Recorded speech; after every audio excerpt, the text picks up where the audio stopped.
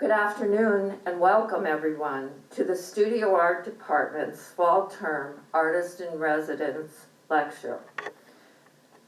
My name is Colleen Randall and I'm a professor of painting and drawing in the Studio Art Department.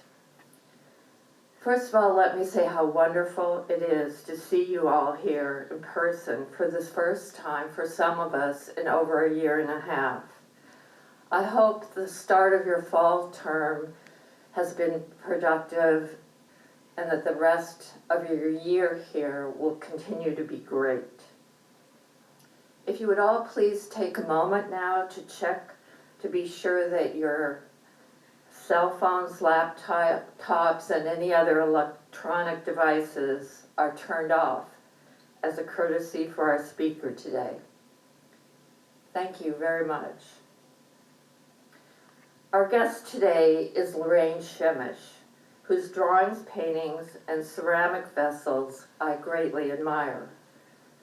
Her career as an artist has spanned more than 4 decades.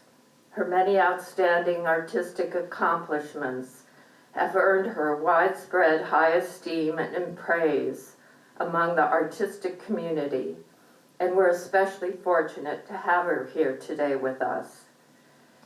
In her catalog statement, Lorraine Shemesh writes that the work presented here was created during a time of trying to hold on while having to learn to let go. She also said the coming together of the figures of the paintings and drawings in the show and the banding patterns of alternating colors in the ceramic vessels are my response to the human desire for attachment, end quote. Her exhibition of this work, entitled Holding On, is now on view in the Jaffe Furedi Gallery at the Hopkins Center from September 21st through November 16th. The gallery is open Tuesday through Saturday from 12:30 to 10 p.m. and on Sunday from 12:30 to 5:30 p.m. Also, right next door in the Strauss Gallery is an installation entitled Scaffolding by our very own professor of printmaking, Tricia Treacy. Although it will not be possible to hold a large public reception in the gallery after the talk today, please do take time to visit the gallery on your own to view these revelatory works. The work of Lorraine Shemesh has been exhibited at the Butler Institute of American Art, the National Academy of Design Museum in New York City, the San Francisco Museum of Modern Art, the Frye Art Museum in Seattle, Musée du Courage in Switzerland, the Arnault Art Museum, the Boise Art Museum in Idaho, the Akron Art Museum, the De Cordova Museum, the Nassau County Museum of Art, the Institute of Contemporary Art, the Nasher Museum of Art at Duke, the Tryon Center for Visual Arts in North Carolina, the Alpha Gallery in Boston, and the Museum of the Rhode Island School of Design, among many others. Her work was shown exclusively at the Allen Stone Gallery in Manhattan for 25 years and is now represented by the Gerald Peters Gallery in New York and Santa Fe. She has taught painting and drawing at the Rhode Island School of Design and Amherst College and has served as a visiting artist and critic at many institutions, including the Maryland Institute College of Art, the University of New Hampshire, the Marie Walsh Sharp Art Foundation, and the Lincoln Center Institute. Earlier, a graduate fellowship in painting enabled her to study in Rome, Italy. She is a magna cum laude graduate of the School of Fine Arts at Boston University, where she was awarded a Distinguished Alumni Award and received her MFA in painting from the Tyler School of Art. She has received a Rhode Island State Council for the Arts grant, a Yaddo Fellowship, 2 watershed residency grants, and it was elected for membership by her peers to the National Academy of Design. Her work has been reproduced and reviewed in the New York Times, the New Yorker, Art in America, Harper's Magazine, Drawing Space, Form and Expression, Art in Auction, and the Harry Abrams book, American Realism, 20th Century Drawings, among others. I find her work to be masterfully executed and transformative, connecting us with our deepest human emotions.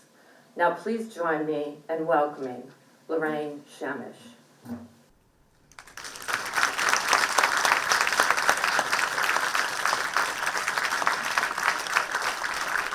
I am so pleased to be here and would like to thank Jerry Lawton and Colleen Randall for all they've done to give me this opportunity to share my work with you. My gratitude also to Glenn Suaco for designing the exhibition catalog so remarkably. It is no small gift that the Artist in Residence program at Dartmouth College provides this block of time and space for artists to develop new work while interacting with exceptional students and faculty. How wonderful it is to be able to gather together in person to have this conversation after being apart for so long. Before the slideshow, I would like to tell you a short story from a very early point in my life. I was always small for my age, and when I was sent to summer camp, although I spent most of my time engaged in arts and crafts, I also wanted to learn to swim better. There was a lake in which all campers were required to take a deep water test to determine their level. Everyone in my group seemed to sail through on the first try. I, however, failed twice, not being able to swim the distance before beginning to sink. Despondently kicking the water in the shallow part of the lake, where I seemed destined to remain, I was approached by a waterfront counselor. Embarrassed by my failure to pass the test, I had difficulty making eye contact with her.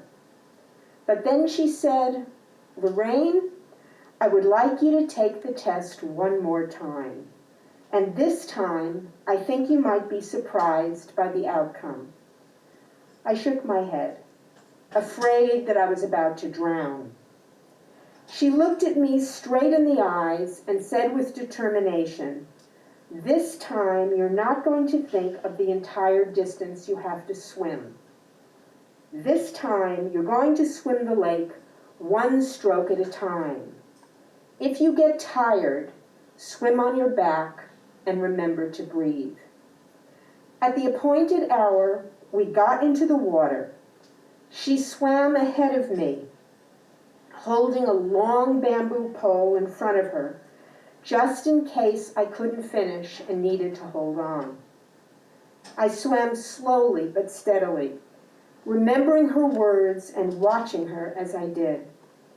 Her encouragement was palpable, and when I completed the distance without sinking, much to my amazement, I heard the sound of the applause of everyone in my group who had unexpectedly gathered on the banks of the lake to watch that day.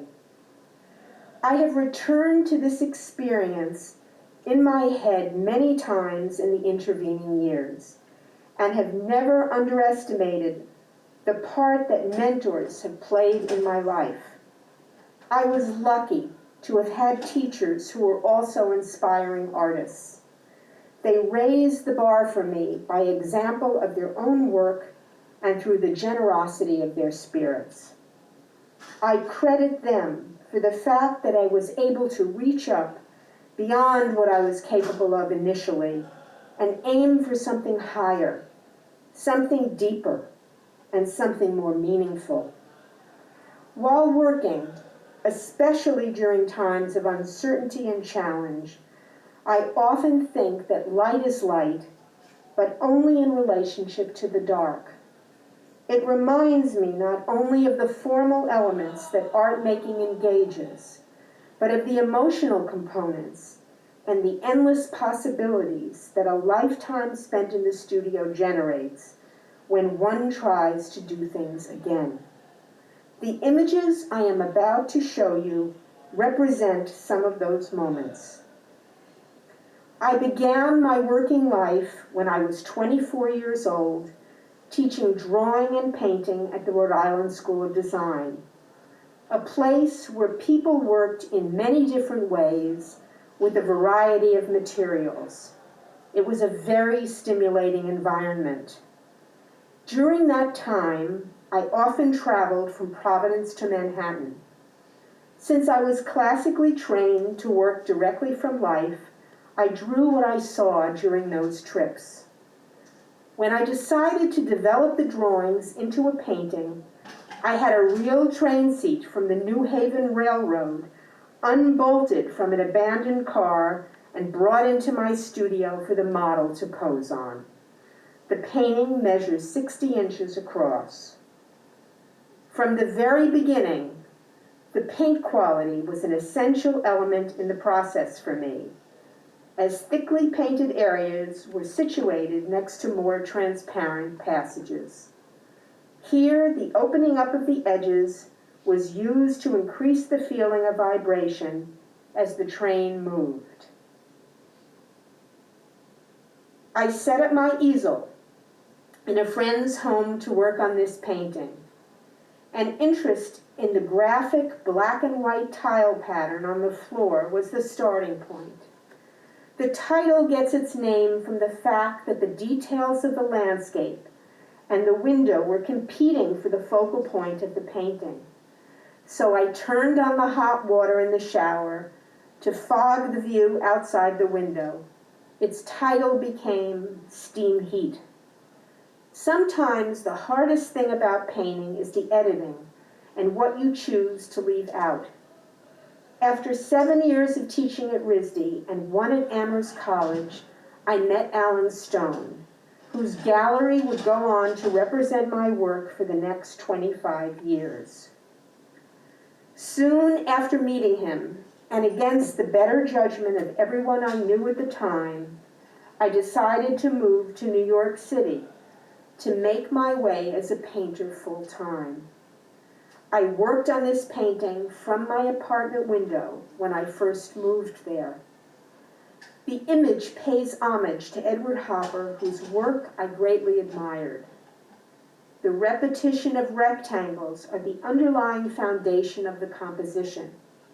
Here is a detailed shot of the smaller painting. The juxtaposition of old and new constantly changes in this city. But what interested me were the light striations. They were simplified and elongated in the course of working on the painting to enhance the sense of dramatic movement across the canvas. This work was also painted on the spot, working from another friend's apartment window, overlooking the building's rooftop. It is 42 inches square. The light pattern represents the use of composite shapes developed from different moments of the day to keep the viewer's eye moving throughout the canvas. The composition repeats a series of triangles. The complementary color structure was built on a heightened relationship between the blue and orange areas. At a certain point, it became evident to me that I couldn't keep imposing on my friends and moving my studio around from site to site. I returned to my small space to work on this triple self-portrait. The painting is built on the repetition of circles. As you can see, simple geometric shapes like rectangles, triangles, and circles often form the foundation for my paintings. Simultaneously while painting, I have often worked with other media in order to ensure a fresh eye and keep me thinking outside the box. On the floor of my studio, I began to work with fabric to create large hand-appliqué quilts 8 feet high. In drawing the image from my head, I was able to flatten the figures and increase the movement of shapes across the composition.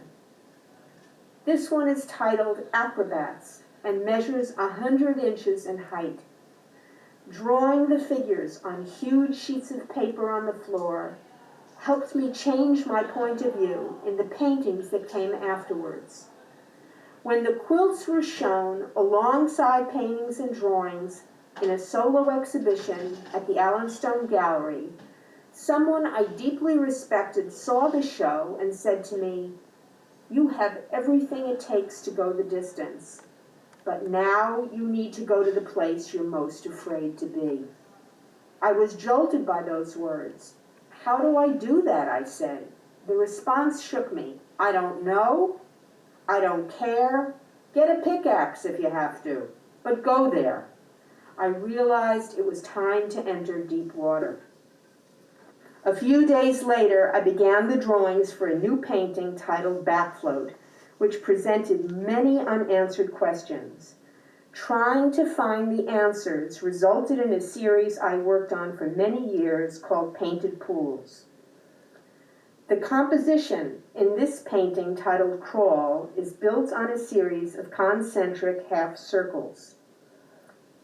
It occurred to me that if the models I was working with posed lying on the floor, I could draw them standing on a ladder from above. This small drawing, which is about 11 inches high, establishes the fundamental structure of the composition for the painting that followed. It is graphed to enable me to develop the composition on a larger scale later on. There were many drawings between this linear study and the finished painting which follows. The linking of the figures and how they hold on or let go in space has been of deep interest to me. Most of the models with whom I have worked have been professional dancers with very flexible backs that contribute to the fluidity of the poses, first struck on the floor in my studio, and then later on in the water itself, where I photographed them. I then returned to the studio to rework the compositions and various elements of light, color, pattern, and space. The process often takes many months in order to bring the painting to life. Drawing is the bridge in all the work that I've done. It is the manner in which my ideas first begin to germinate, regardless of the medium that I eventually choose to develop the piece. I do a lot of drawing before beginning a painting as part of the process of gathering information. This more elaborate drawing and its detail shot below help me to establish the striated light patterns for the painting that follows, which is called Loop. It measures 79 inches across. When working with the human figure, one is dealing with a charged form, psychologically, physically, and certainly visually. The question I ask myself is, how do you bring the figure to life and give it a pulse so that it can express something about the human condition in poetic form? There are certain conceptual issues that I'm confronting, like disjuncture and harmony, the politics of communication, and how to use the figure in today's world and make it relevant, something vital and sensual that expresses nuanced feelings. The image below is the detail shot of the male head so that you can see the paint quality.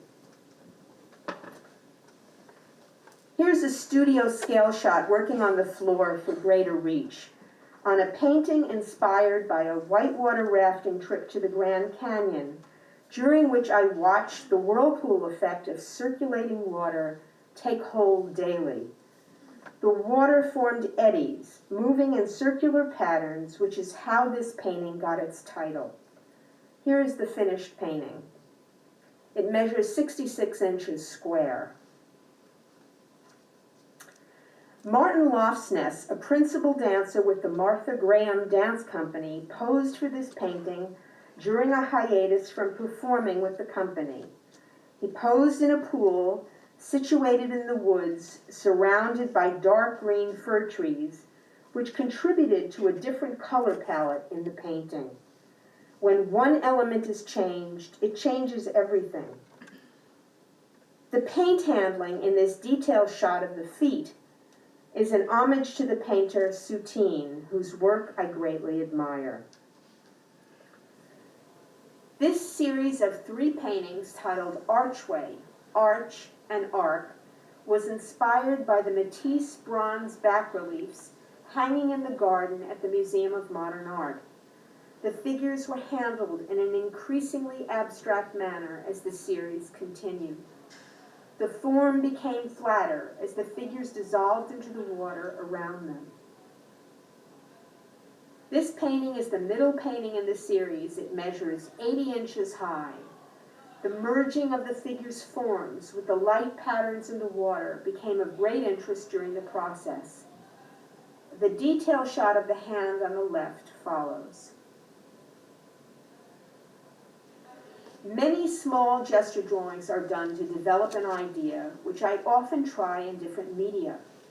I was playing with tethered circles while figuring out this composition. The edge tension between the shapes and the perimeter of the canvas in this small drawing became of great interest as the work developed into the lithograph that follows. In this 2-color lithograph, the form was developed allowing the white of the paper to serve as the light source. The larger painting that followed employs the same composition of tangent circles, which enabled me to emphasize the warmth of the light from the sky in a view from below against the cooler areas in the foreground. The complicated process of working on a painting for many months sometimes necessitated that I step back from the canvas and work with simpler forms in clay. The chance to do this opened up a whole new way of thinking for me. I began to create patterns on small vessel forms. When I began to work with clay, I was drawn to the fact that the process employs all the elements: earth, air, fire, and water, using a Japanese technique called neriage, which embeds the pattern on the interior and exterior of the form simultaneously. This is a composite piece, 16 inches high, that was conceived in sections from drawings and then assembled when the clay was leather hard. This piece was hand-built using coils of clay twisted together. The organic nature of these patterns helped me to become more interested in the light refraction in the water in the paintings and drawings that followed. Influenced by the malleable manner in which clay moves, I began to focus more on the abstract shapes pulling off the figure in this drawing called Spots, which is 24 inches square. If abstraction and figuration are 2 stones, the spark happens when the 2 are struck together. This painting is called Wings. There was a wildness and freedom in working this way that I was thrilled by at the time. The merging of the figure with the refraction pulling off the leg helped to reinforce the zigzag movement in the overall composition in this painting titled Lunge, which is 68 inches high. The next shot is the detail of the light striations wrapping around the upper torso. They were painted thickly, helping to increase the volume of the form, and were of interest to me in their relationship to the flatter areas of the refraction. The meeting of the pattern at the seam in the bathing suit in this drawing was initially problematic. The question was, should the pattern simply continue around the torso unbroken, or break at the seam in a more haphazard way? Thinking that I would shoot for a more improvisational feeling like that of jazz, I decided on the latter in this graphite wash drawing called Echo. Here's a studio scale shot working on the painting Ghost, which measures 72 inches in height. and the full painting, the figuration and abstraction are playing off each other in full measure here, and the dance between the two is what held my attention. The painting takes its title from the abstracted head in the refraction, a detail of which follows. It is a nod to Jean Dubuffet, whose work I have always respected for its bold directness and power. My early interest in black and white check patterns returns in this large 75-inch high painting, both in the foreground figure and the invented refraction. Its title, Crescent, nods to the repeated concentric semicircles to keep the painting moving. Here's the detail of the refraction in the upper half of the painting. The invented distortion and fluid aspect of the pattern was influenced by a small ceramic piece that I had made from woven clay. The symmetry of the warp and weft distorts as the clay is handled while wet, and the resulting patterns always surprise me. Around this time, I lived through a period of grief. For the first time in my life, I found that I was unable to work with such vivid color and needed to find another way to proceed. So I designed and fabricated black and white striped unitards that included meshed hoods for the models to wear, so that when the figures moved together on dry land, they would appear to be one unit. This is a photo of my studio wall, which contained some of the initial studies I showed the models before beginning to draw them. I initially imagined the figures as dancers on a stage, spotlit in front of a black background, so that the white abstract shapes would come together and pull apart as the dancers moved. I brought the dancers into my studio, showed them the drawings on the wall, put on some music, and asked them to move from one gesture to the next. I made small, quick gesture drawings, like the image on the left, which is 10 inches high, to establish the pose for the painting that followed, which is 6 feet high. The next image is the detail shot of the center of that painting, and you can see the graphic quality of the black and white bands running across the figures. The repetition of arcs is the underlying compositional element in many of these paintings.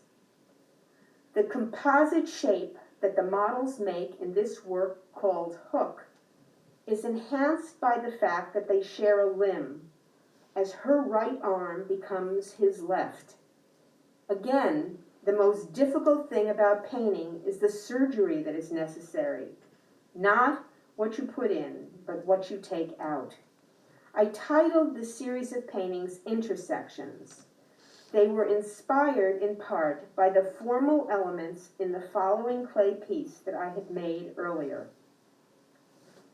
The design for this ceramic teapot, seen here in 2 views, was conceived using similar repeated arcs to build and enhance the form.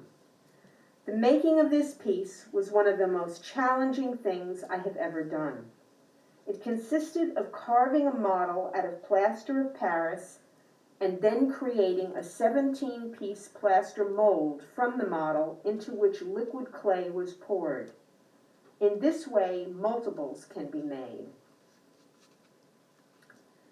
The small linear gesture drawing on the left establishes the armature of the pose, while the flat black and white pattern study done in gouache on the right isolates the stripe distribution across the figures' bodies. Both of these are relatively small, 10 inches high, but led to the larger paintings that were fully realized over a period of months, which employs the curved arced form of the limbs to unify the stripe pattern, moving across and joining the torso and legs.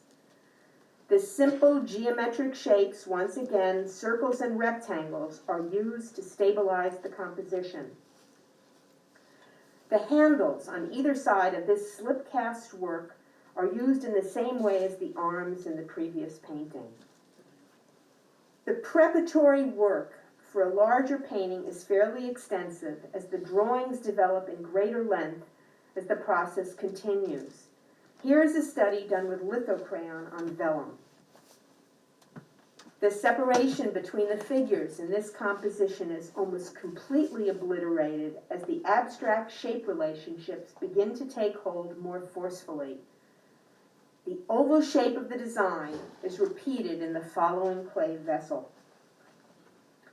The pattern was embedded to create movement by employing light and dark coils, which were then twisted together, scraped, and pushed into shape.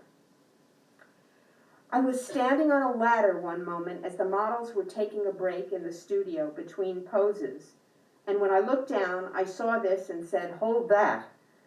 The finished painting, which was the result of that moment, is called Checkmate. It's 80 inches across.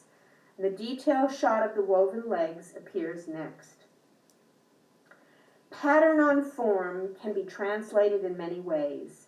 In this instance, it relates to several clay vessels I made, weaving black and white clay later on. The weaving together of the light and dark coils is akin to the light and dark of the human experience. Clay has a memory, is sensitive to touch and temperature, is easily broken, and greatly affected by the atmosphere in which it finds itself. Much the same thing can be said for the human body and the ephemeral nature of life itself. Here, the intertwined limbs are dealt with in a more improvisational way, increasing the sense of abstraction in the painting, which is titled Tangle. It is 52 inches high. This studio shot was taken while I stood in front of the work before it was shown. After the exhibition, I was invited to join the Gerald Peters Gallery, which, along with their exhibition space in Manhattan, presents work in their mothership gallery in Santa Fe. This opportunity prompted my first trip to New Mexico, which had a profound impact on the work that followed. In New Mexico, I interpreted the layered rock formations as the Earth's memory and witness to the changes in the Earth that have occurred over time. This experience greatly influenced the return of color to my work and the warmer color palette of my paintings and ceramics afterwards.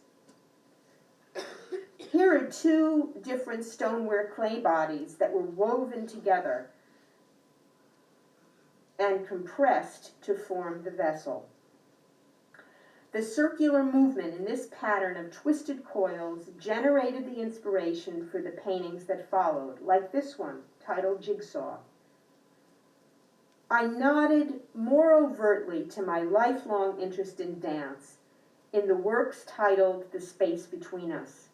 The line of the dancers' flexible bodies allowed me to configure images with extreme gestures and the sense of expressiveness that I was looking for. The pattern here was made by weaving together origami paper that was cut in asymmetrical strips to achieve a more surprising outcome. The imagined box structure containing the figures was invented to play off the more organic weaving of the model's limbs. This painting is titled Riddle and is around 62 inches square. These works were conceived in two different media, but make similar use of the oval void shape used in the center of each piece. The dialogue between the 6-foot painting on the left and the 6-inch ceramic vessel on the right provided clarity in the making. The subtle movement of the two figures is camouflaged by the overall asymmetric pattern in this imagined space in the painting titled Inseparable. The handling of the paint is seen in the following detail shot of the lower figure's head. The opening of the edges helps to give a sense of the fleeting nature of the movement. The shallow space in the design of this painting, titled Accordion, contributes to the feeling that this could be a bas-relief. as the pattern runs across the figures and into the surrounding space. Various paint viscosities are used to develop the form in the following detail shots of the upper head and lower hand.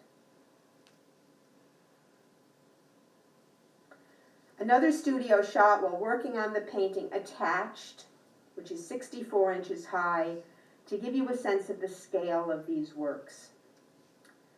The difference between ballet and modern dance has to do with the fact that ballet denies the existence of gravity. So all the movement is upward towards heaven, while modern dance acknowledges gravity's existence but mourns its presence. So the movement is downward towards the ground.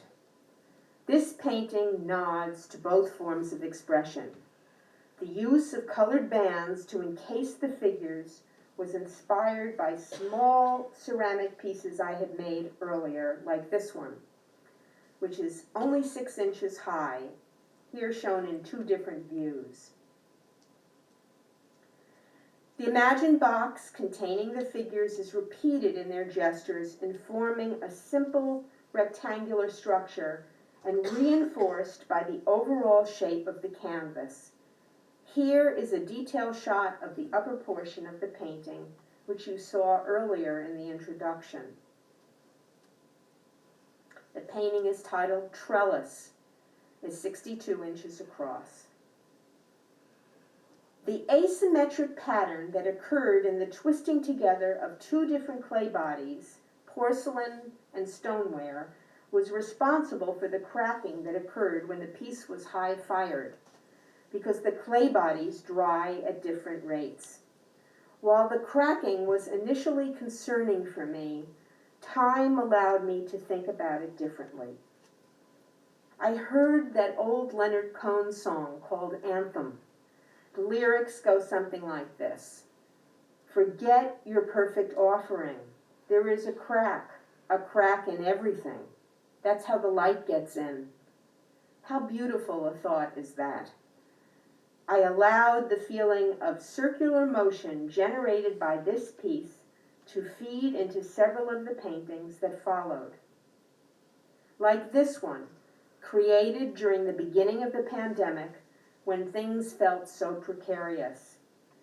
The process of working on it helped to anchor me and take one day at a time as I remembered to breathe.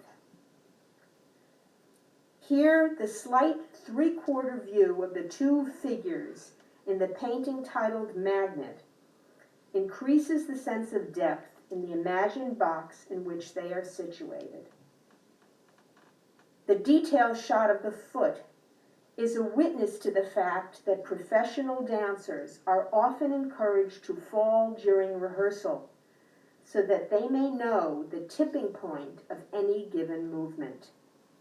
Seeing them on stage at that moment, right before they pull back and find their balance, makes you hold your breath before exhaling again. This has been a precarious time for all of us, and the work witnesses the search for balance and the wish to come together once again. The contact point of holding on lends a sense of being anchored. It was a seesaw negotiation as I worked to develop the 2 figures into a single unit. I had begun the drawings for this last image years ago, but was unable to resolve them, and so I set them aside. Sometimes stepping away from an idea helps to find a solution later on. During the last few months, I pulled the drawings out again and realized that there was a way to unify the painting that had eluded me earlier. In closing, I would like to say that a lifetime spent in the studio guarantees that there will always be unanswered questions. That's what draws you back in.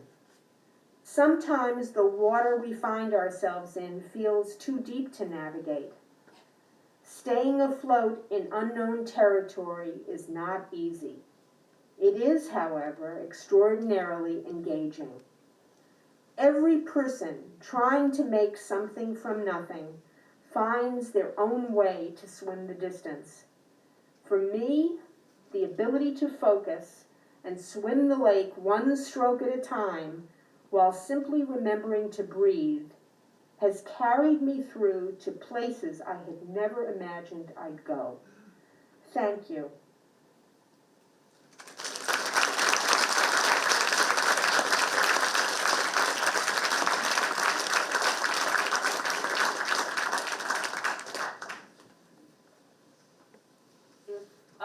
You would stay, we'll have a question and answer session. And normally, we pass a microphone around, which is impossible today. So I'm going to kind of be an intermediary and go through the audience and try to hear your question and then come back up here and say it on the microphone so everyone can hear it. And so anyone with questions? I actually have one. So I will ask my question and then I'll come back out of the audience. But I was hoping, Lorraine, you could talk more about the edges of your paintings. I'm really fascinated by what happens. Often you have like a warm or cool painting and then around the edges you see some of the underpainting and it's often cool or something. Can you talk a little bit about that, please? Earlier on, my paintings were much tighter, and I found when I closed the edge, the air would begin to go out of the image. I always liked those early paintings when I was beginning the process, and then they seemed to die a slow death as the weeks and months went by as I polished things up. And I think the act of working with clay, because you can't control the material, every time you touch it, everything you do to it becomes part of the finished piece. For example, if you are making a small vessel and you make a dent in it, and then you remove that dent, when it's put in the kiln, the piece comes out with a gash where the dent was. It's like a damaged childhood. Clay has a memory.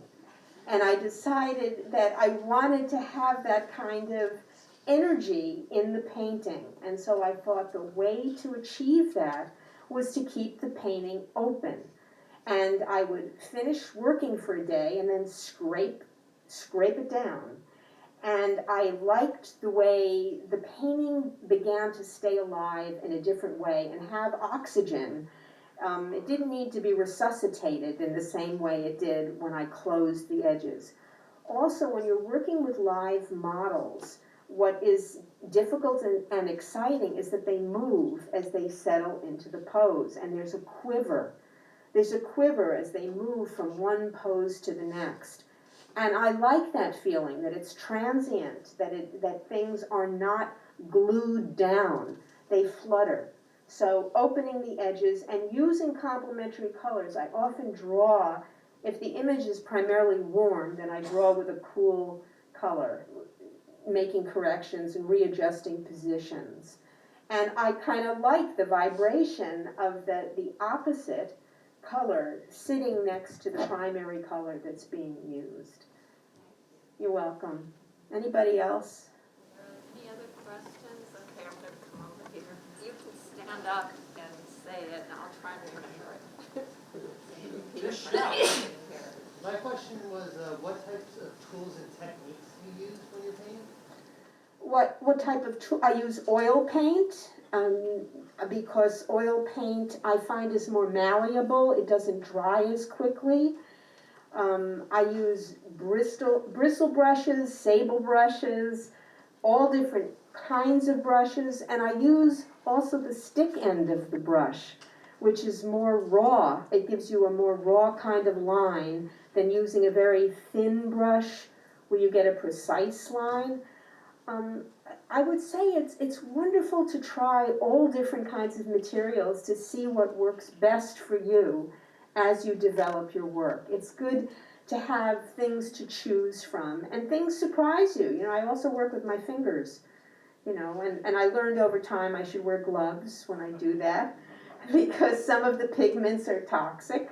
So, you know, good to be safe when you're doing these things, but, you know, I will sometimes put the stick end inside a latex glove, and it will pull up the paint. You can make a mark, a drawn mark. Does that answer your question? Yes, thank you. You're welcome. Anybody else? Yes. So, yeah, thank you so much for your talk. I'm especially moved by your opening story. My question, I think, because I'm a photographer, I want to ask a question about on perspective. I guess it's going to be a little bit long, and maybe it's also a comment, so bear with me. So, in your earlier paintings, I see you more strictly follow perspective and to show kind of like showcase what you also in painting things realistically. And later on, we saw those underwater paintings. It seems like you're more free, not following perspective that much.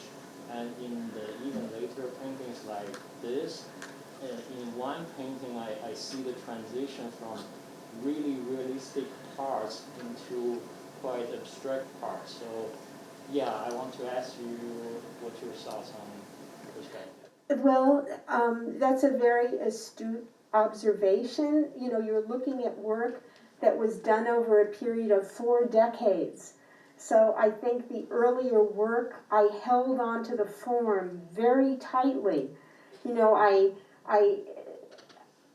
think the difference between having less experience and more experience is that you relinquish control as you go on, and you let the material take you to where you're trying to go. In the beginning, I was trying to control the material. The edges were tighter, the forms were more carefully realized, and I didn't allow I was dealing with the very simple geometric shapes. In the later work, the paintings would evolve. You know, a lot of it is made up. I mean, there is the drawings to refer to, and there was the photo work to refer to, but in the end, I made things up. I just looked at the painting. Sometimes I actually, even though it's a figurative piece, I worked on them upside down to see how the forms and the shapes were moving, and the movement became what was important. And I was, the wonderful thing about working in the water was that it gave me the latitude to try things that I couldn't get to as easily on dry land. I thought, you know, I can believe in this world that I'm creating because it's like being in outer space. But I learned so much from doing that for so many years that when I did do these more recent paintings, you know, the abstraction was already built in. The thing that's harder to do is to simplify things. You know, I think when you're beginning, one is more invested in the stuff, in the details, in painting all the little things, but that isn't what makes the painting, doesn't give the painting a poetic feeling. It's the air in between the things that's more elusive, but that also is responsible for the moment of magic. And it happens when you step back and see what the painting needs, not what you want it to do, but what it's telling you it needs to do. You have to trust that.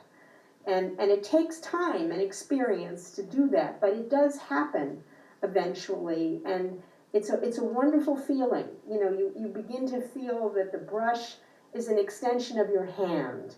You know, it's not this outside object. You begin to do it more organically. So I hope that answers your question. Anyone else? Yes.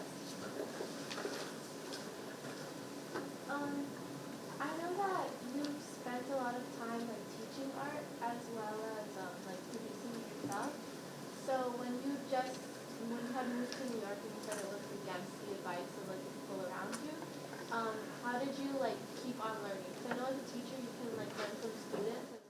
Absolutely. Like keep learning when you're kind of like solitary? It's a good question. Stepping away from teaching was a difficult thing to do because I did learn as much from my students as I hope that they learned from me. But being in New York City, you need to be very resourceful very quickly in order to make a go of it. And I did a variety of things in those first years. I worked in a costume factory. I did freelance work. I worked as a food stylist. And I met a lot of different people. And, you know, when you're worried about paying the rent, you know, when people would say to me in an ad agency, can you do storyboards? I would say, absolutely, having no idea what a storyboard was. But I knew that I could draw. And so, you know, I learned very quickly. You know, I don't think I could have moved to New York when I was 20, but by the time I was 30, I had more confidence in terms of what my skill set was, and I found a way to earn a living that enabled me to support my life as a painter. And when I was doing the other work, I did make time to paint every day. You know, that was my priority. I was very, very focused on putting together a body of work. And so I was stimulated. Even though I wasn't in a classroom, the city was my classroom. And it's a place that's alive and it's vibrant and there are all different kinds of people from all different places. And I found that to be extremely exciting. So I would say my education it was a different kind of education, but it absolutely continued. And working with different materials, you know, took me, when I was working on the quilts, I found there's a fabric district in New York City. There's an area where they only have blocks of stores with feathers. I mean, there's so many opportunities to find new materials to work with that I found it thrilling. And, you know, it's open 24/7. You know, I remember when I first moved to the city, I had to go to Kinko's at 2 o'clock in the morning, and I wasn't sure they'd be open. But they were not only open, there was a line at 2 o'clock in the morning. You know, everybody is working and working on their dream and trying to pay the rent. And it was wild, but it worked for me in a very good way. So that would be my answer to that. Learning continues. Every person you meet in your life poses questions that you hopefully spend the rest of your life answering for yourself. That's what having a life is. And it begins in a classroom, you know, and that's a wonderful experience. But when that experience is over, you go out into the world and you continue to learn. That's the gift. So, anybody else? I was just wondering, how did you decide on the size of your paintings? Because some of them were so large it looked almost uncomfortable to do painting in the middle. How did you decide? You know, I like to work big because I feel like when I'm doing that, I'm entering the world. You know, when I work small, besides the fact that I need to have a different prescription for my glasses, I'm bent over the piece. It's not as comfortable for me. When I work large, I'm standing up and I'm using my arm. And you're enveloped by the color and the shape. And I feel like if I enter the world, the viewer will enter the world too. And oddly enough, I lived in my first years in New York in a very tiny space. But I still worked really large. And I got a little reducing glass, which I would look through it and it would look like I was 4 feet away, that helped me to do those large paintings in the small space. So I did small drawings as I was making the paintings, but the paintings were pretty large. The more recent paintings are slightly smaller. but they're still large. I mean, the figures are life-size. I like it. You know, I think it's not a question of right or wrong. It's a personal choice. It's how one is comfortable working. And I'm comfortable working in front of something that's going to give me a run for my money.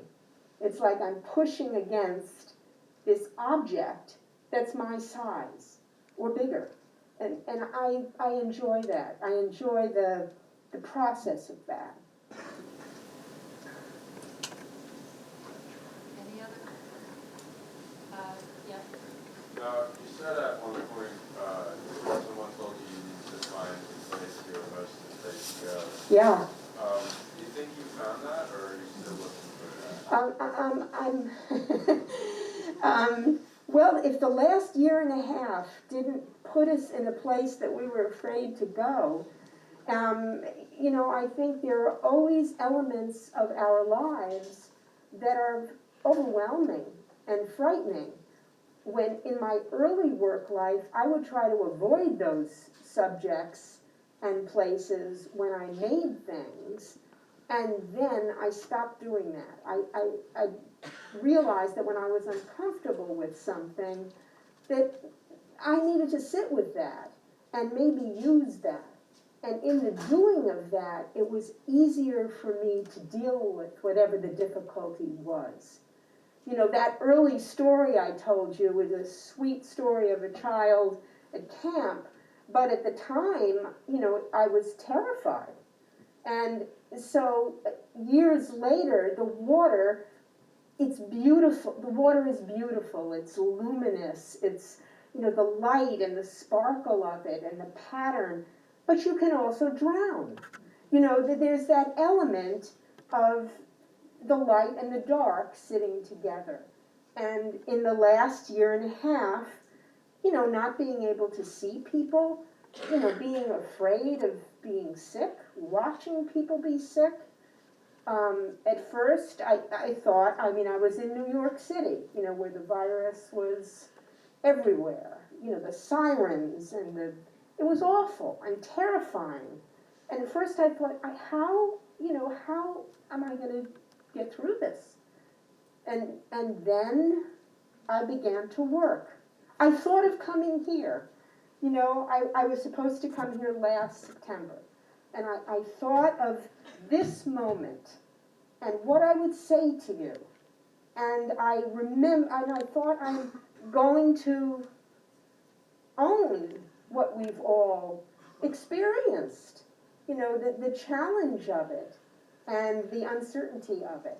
And the work that I made helped me immeasurably to get through this time. You know, it was, the days went quickly, you know, I felt productive, and I stopped putting a time frame that this has to be done. I just worked. I worked as much as I was able to and forgave myself for, you know, needing to take a nap occasionally because I was exhausted. You know, this was an exhausted time. You know, just an old student of mine called me in the middle of the pandemic and was really being hard on herself. You know, I'm not getting enough done. And I said to her, you know, you're alive. That's a full-time job. You know, this is cut yourself some slack. You know, that you're doing anything at all, pat yourself on the back. Just stay alive. You know, like that's a big thing. And we all know that. We're all slightly transformed or majorly transformed from, you know, talking to each other with masks on. You know, this is not what we used to do, but we're doing it. You know, and I'm so grateful to be here. I'm so grateful that I was able to do work. And so that's what I meant by go to the place you're most afraid to be. Because it's part of our lives. It's not the only part. There are, when we're lucky, there's moments of joy and release and freedom, but there's also other stuff. So I hope that answers it. Thank you.